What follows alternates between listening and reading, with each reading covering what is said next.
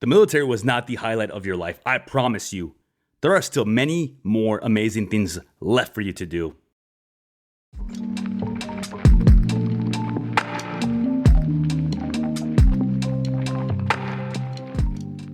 Welcome to the VetRise Podcast. I'm your host, Juan Perez.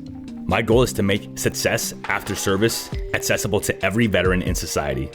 I believe in the power of leveraging your service, not as a label that defines you, but as a launching pad for your next chapter. What we have been doing hasn't been working, and it's on us to start changing the culture. Enjoy the episode, and thank you for your time.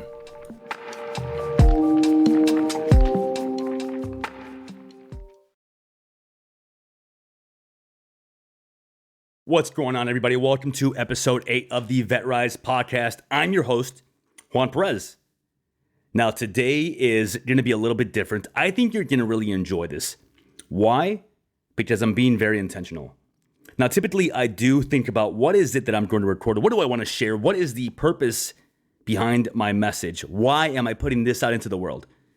But today, I was just a guest on the the Vet Chats. See, I already messed up the name, but that's all right. I'm not going to re-record this because you know what? It's coming off of the top of the dome with Jenner Carlton, the millennial veteran. And it was absolutely amazing. I loved it. I feel so invigorated. I feel so refreshed. I feel so just much more determined than I have been in a long time. So today I'm going to be talking about all of my opinions on veteran culture, the issues that I see, and I'm going to just be laying it all out, giving you my thoughts, giving you the deep down and dirty, uncensored, unfiltered, and also just giving you the honest truth about why I think as a veteran culture, we have been doing ourselves a huge disservice. Here we go. So this is my opinion, right? But opinion comes from what? Opinion comes from personal circumstances, personal experience, belief system, way you were raised, the culture you grew up in, the friends you keep, how you live your life. Right? Your morals, your values. Opinion comes from a lot of different places. In my opinion, I think veterans have been hurting veterans more than any other culture, more than society, more than civilians, because of the way that we treat ourselves, because of the way that we talk to each other, because of the way that we believe that when we get out, we have to act like we're still in.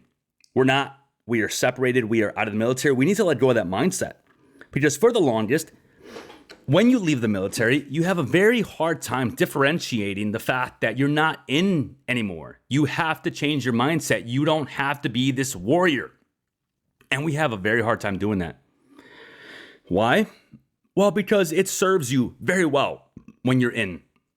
When you're in, you're expected to be a warrior, a war fighter. You're expected to be resilient. You're expected to be self-sufficient, to be able to come up with solutions to problems. You're expected to show up on time, to be this exemplary just person.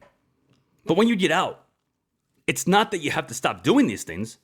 It's just that you have to change how you think about them. Meaning that you don't have to hold everybody to the same standard that you were held to. Not everybody raised their right hand. Not everybody decided to enlist like you. And that's okay. The things that served you when you were in, the tools that you had when you were in, they're no longer applicable out here. You don't have to be so judgmental or so egotistical or so arrogant now. Now you might think, well, I'm none of those things. Okay, are you sure? Because hypervigilance in the military, when you get out, well, it starts to look like paranoia. Confidence in the military, when you get out, if you don't check it, it starts to look like arrogance. Holding yourself to a standard when you're in the military, when you get out, it starts to look like judgment of other people. And we have to work on these things because we have to realize that we are now in a different culture. It is a culture shock. The same way that when you went into the military, it was a culture shock, but you were surrounded by people that were going through the same culture shock with you. So therefore, you all grew up together. You were part of a team, a platoon, and therefore it was much easier because you were in the culture and you were able to fit into that society because that's what you wanted. You wanted to be a part of that society. It's what you were craving. But when you get out, it's also a culture shock. The problem is that you go into this honeymoon phase because you decided to get out. And then you hate the military and you're so happy you're out because now you can sleep till whenever you want and you can drink beer whenever you want and you can eat whatever you want and nobody's yelling at you, and you grow a beard and you wear these ground style t-shirts and you wear all your military stuff because you want everybody to know what you did, but at the same time, you're out. And don't get me wrong, I did that. I did all of those things. But you have to realize that the honeymoon phase eventually ends. And then you start realizing that maybe you let yourself go a little bit, that the discipline, the resiliency, the creativity, the willingness to adapt, the skills that you could have leveraged when you got out, you let them suffer a little bit. And instead of keeping those skills sharp, you brought skills with you that negatively affected you because they were the ones that were very easy to keep with you. The ego, the fact that you felt like you were owed something, the fact that you got out and you felt like nobody understood you, the judgment. A lot of the things that we bring with us are baggage. Here's the thing though, we can do something about them, because when you become self-aware, when you wake up and you realize that you are doing this to yourself, nobody is out here trying to attack you. No one is actively trying to hurt you. That it is safe out here. It takes time. It takes effort. But when you can do that, you can start to heal. You can decide, I do need therapy. You can decide, there's nothing wrong with me. I just need to heal from what I'm going through and I need to work on it actively. You can decide that maybe you can learn something from that 21-year-old at Best Buy that's trying to teach you something. You can decide that you're not responsible for the whole world. Not everything is on your shoulders anymore. You don't have to be the one that corrects everybody. And as you get out and you go through these phases, if you don't address them and you don't deal with them, eventually you will develop this resentment towards society. Because instead of you realizing that you are doing this to yourself and you are the reason why you are not only not thriving, but you're barely surviving because of the things you're doing, because of your attitude, because of your mindset, because of your actions, because how you treat people, because of all these different reasons, instead of you realizing that it is on you and you can take ownership and it is your choice to actually succeed in society after service, or it is your choice to alienate yourself. And that's what veterans do. A lot of veterans, unfortunately, decide to alienate themselves. And then they only go to the VFW and they only go to veteran events and they only hang out with other veterans and they hate society and they go on all these Facebook groups and all they do is talk shit about civilians. You are a civilian now. And that is a hard pill to swallow. I know. I was there. But if you accept the fact that you are a civilian now, you can realize that you have so many skills to leverage to actually achieve success after service. You can get a job and before you know it, be the freaking manager. You can start your own business and then use the skills to be the best entrepreneur ever. You have so many things going for you. But when you don't address the negative things and when you don't start healing from them and you think that you have to push them down because there's these demons holding you back, well, then you don't change. And you become stuck. And you become a statistic. And then before you know it, you're 65 years old at the VFW talking about your glory days and how much you hate society that you live in. Veteran suicide is not the number one veteran issue. What do I mean by that? Veteran suicide is the issue that happens when we don't address the real veteran issues. Loss of identity, loss of purpose, feeling lost, hopelessness, not being willing to ask for help, not being willing to speak up because in the military, you were taught that if you were vulnerable, if you showed weakness, if you asked for help, you were ostracized. So when you come out of the military, you have the mentality of realizing that if you ask for help or if you show any freaking sign of weakness, you're going to be looked at as weak. You're going to be looked at as unfit, unsat. In the military, we all know that one people that were called malingerers. We all know that one person that everyone called a malingerer because he went to sick bay all the time. We all know that one person that went to get help with the wizard and everybody called him the crazy one. And that stuck with us. And because of that, we formed this trauma in our brain that made us feel like we can't get help. If we don't get help, we won't be able to heal.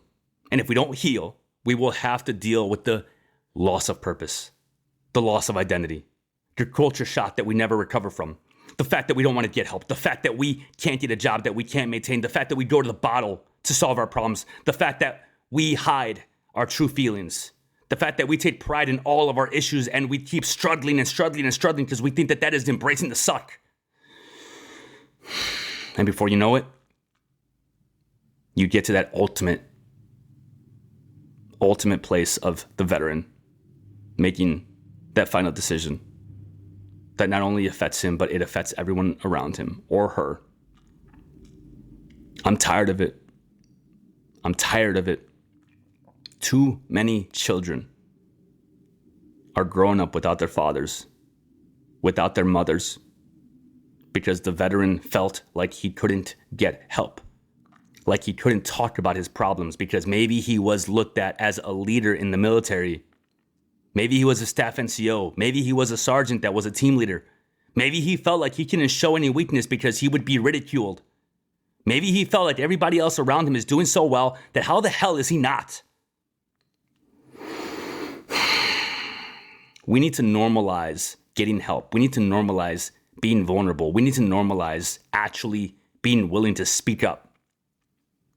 Because when we do, we can actually start healing from these problems. As veterans, when all we do is go on these Facebook groups and just ridicule the person that is actually willing and trying to make a change in the veteran culture, and we get stuck in our ways, and when all we do is talk down about people who want to change the veteran culture, and we say how society is so jacked up and civilians this and civilians that, we are reinforcing a negative stereotype. And negative stereotypes become reality when you don't address them, because they do manifest in every veteran unless it's addressed, because that's what we see. That was our culture. That was our everything. And if we get out and we see other veterans that have been out longer than us doing that, then we take our cues from them.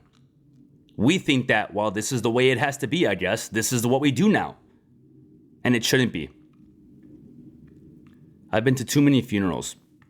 I've missed funerals of friends that taken their lives because I couldn't make it because I had work, because I couldn't bring myself to go there again because I felt like I was so angry.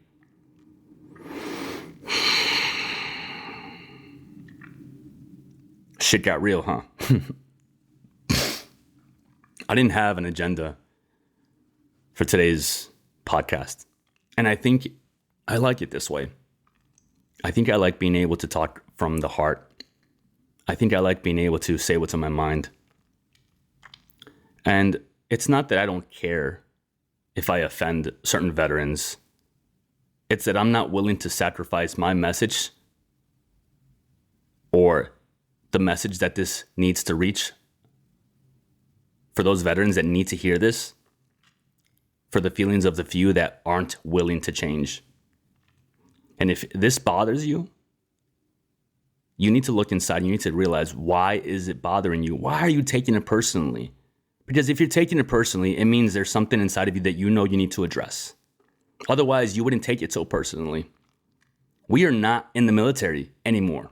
We are not the Marine Corps. We are not the Army. We are not the Navy. We are not the Air Force. The Air Force is the Air Force. The Army is the Army. The Marine Corps is the Marine Corps. You are a civilian that is a veteran of the armed forces. You need to live your life. You need to find something new. You need to find pride in what you do. You need to raise your children. You need to be a husband and a father, a wife, a daughter, a mother, a leader in your community. You need to find new purpose or create it, because you're not going back in. Most of us don't. You're never going to go back in time. Those were not your glory days. Your glory days are ahead of you. Being a father has given me so much more pride in myself and in my life than I ever had being a Marine Corps Scout Sniper. Why? Because it's the most beautiful thing that I could have ever done. And I am not going to take that away from myself or my children just because I think I have to rest on the laurels of my past. I refuse. And you should too. So if this is hitting home for you, If this is rubbing you the wrong way, ask yourself, why? Why do I have to hold the military in this such high regard? I decided to get out. I decided to live my life out here. I didn't re-enlist. Or even if you got out after 20 years, you still have plenty of time out here. I promise you that. You have to remember, the military was not the height of your life. It was just a chapter. It was an amazing chapter, but it's on you to keep creating amazing chapters after then.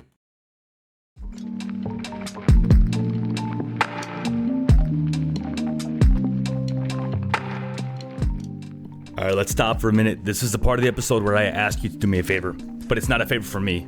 It's a favor for your fellow brothers and sisters that served with you. Do me a favor. Think hard and share this podcast with someone that you think would benefit from it. If you know someone that has been struggling, if you know someone that is going through it right now, and you know that they want better for life, they just don't know how to do it. If this podcast can help them, do it. That's it. That's my only ask. If you want to follow me, then great. You want to subscribe? Go for it. I appreciate you guys so much. Thank you for your time. Back to the episode.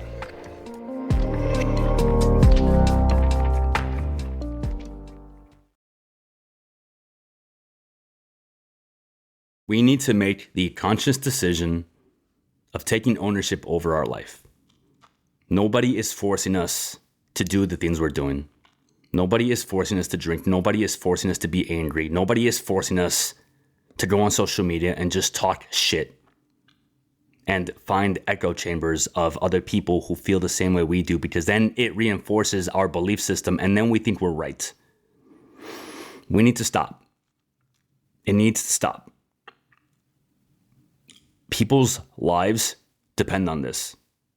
Because if you think that you going on social media, if you think that you posting negative stuff or posting dark humor or just saying how much you hate society or how much you hate civilians, if you think that you doing that and you ridiculing people that are willing to speak up or share a message or look at things a little bit differently, if you think that you doing that is going to help that new veteran that is getting out of the military decide that he wants to do more with his life, if you think that you're going to help him decide that he needs to get help from the VA, that he needs to actually go to the VA, that he needs to start therapy, that he needs to stop drinking so much, if you think that you're helping him doing that, you are insanely wrong.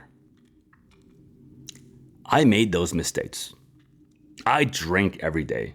I smoked a pack of cigarettes. I have been through divorce.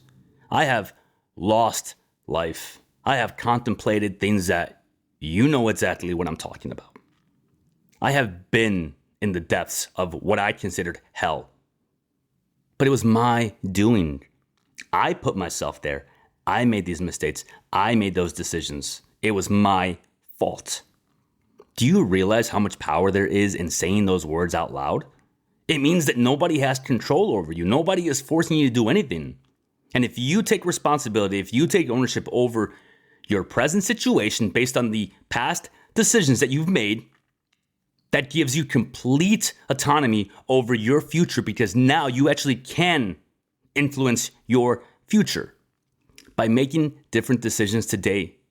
Start working out. Stop eating the crap food. Stop sleeping 2 to 3 hours a night because you think you have to suffer. You don't have to embrace the suck anymore. Intentional hardships, like working out, like jumping in the ice barrel, like not drinking every single night, because that is hard for some. Intentional hardships, momentary hardships, that is a great place to embrace the suck. That is a great place to put yourself in hard situations intentionally, because it makes you tougher overall. But don't you dare think that you have to suffer in life, because it doesn't bring you anything. It doesn't make you tougher. It doesn't make you worth more. It doesn't make you cooler. It makes you stuck. We have to let go. We have to stop being stuck. We have to take ownership, and we have to start crafting the future that we want for ourselves by making different decisions today. By deciding that you don't need that bottle, that you can start working out, that you don't have to stay up till 3 a.m, that you don't have to go into work with an attitude, that you don't hate your life, that you start talking positively to yourself, that you stop self-deprecating, that you check your dark humor. You have a family. You have people that look up to you. Is this the type of mentor that you want to be? Is that the type of things that you want to pass on to your children? Yes, this is coming at you. This is freaking raw. But the reason I'm saying this is because I refuse to keep putting my brothers and sisters in the ground. I refuse to stand by and just pretend that everything is hunky-dory. Fuck that. It's not. I hate seeing kids grow up without their fathers and mothers because of a decision that one individual made in a weak moment, because that is what it is, because they are strong. They just don't feel like they can show it. Because when they feel that weakness, instead of sharing it, instead of being willing to be vulnerable, instead of saying something, instead of doing something, they remember that in the military, when you showed weakness, you were ostracized. And then they make that grave decision. So if you have been thinking about changing your life, if you have been thinking about actually righting your wrongs, adjusting your life, and starting to create the life that you want for yourself, it starts now. It starts today, not tomorrow, not in a week, not when these circumstances are perfect, because there's never going to be perfect circumstances. It starts now. Throw that beer away. Throw those cigarettes away. Plan out your workouts. Stop being so judgmental and so angry. Drop the ego. Let go of it. And start creating the life that you want for yourself. Because I promise you, it's worth it. You're worth it. You have so much left to do in this world. I promise you, there is success after service. You just have to find it. You have to create it. You have to want it. You have so many skills to leverage for you.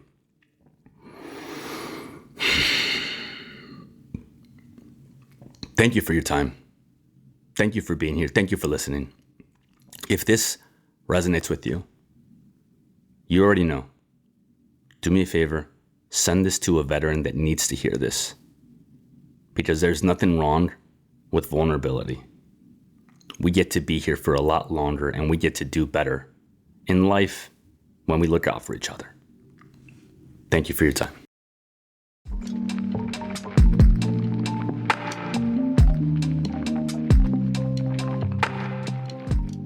And that brings us to the end of another episode of the VetRise Podcast. If today's episode inspired you, made you think, or simply just gave you hope, I have a small favor to ask. Share it with just one veteran or someone you think could benefit from my message. Your share could light a spark for them. You don't know who you might save. For more insights and to join this mission, follow my socials at JP the Veteran Coach and explore how we can rise together. Thank you for joining us, for being part of this journey, and for believing in the power of rising together as veterans. Until next time, keep pushing forward, keep rising, and never forget we are stronger together. My name is Juan Perez, and thank you for your time.